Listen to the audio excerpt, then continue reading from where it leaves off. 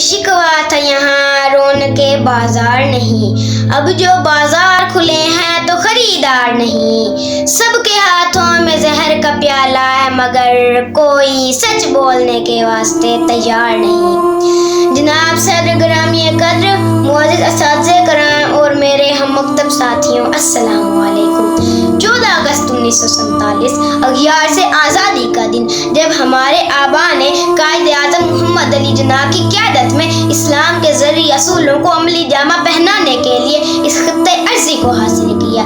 इस जद्दोजहद में अपनी जानों के साथ माँओं, बहनों और बेटियों की इस्मतें भी कुर्बान की। लाखों लोगों ने हिजरत का दर्द झेला, अपनी आंखों के सामने अपने घरों को जलते देखा, अपनी इज्जतों को पामाल और इस्मतों को लुटते देखा, अपने मासूम बच्चों के सीनों में संगीनों को उतरते देखा। लेकिन इस तमाम जद्दोजहद का हासिल निशान मंजिल ही रहा।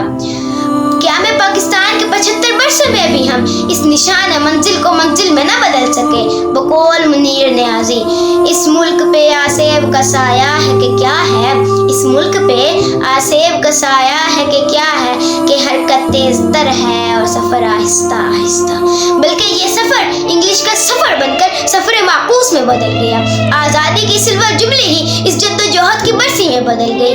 फिर जख्म लगे, हिजरत हुई, इस्मतें लुटी, सीना चकाने वतन के जिगर गोशे संगीना में पिरोए गए। धरती के बेटे इस धरती की मोहब्बत में अगियार के कैदी बन गए। लेकिन सबला हासिल अगियार की सहूलतकारी इसी तरह जारी और सारी रही। यूं जख्मी जिगर छलनी होने लगा, कंधा जनाजा उठाने से ही कासिर हो गए। दर्द इतना बढ़ा कि दर्द का एहसास ही ना रहा।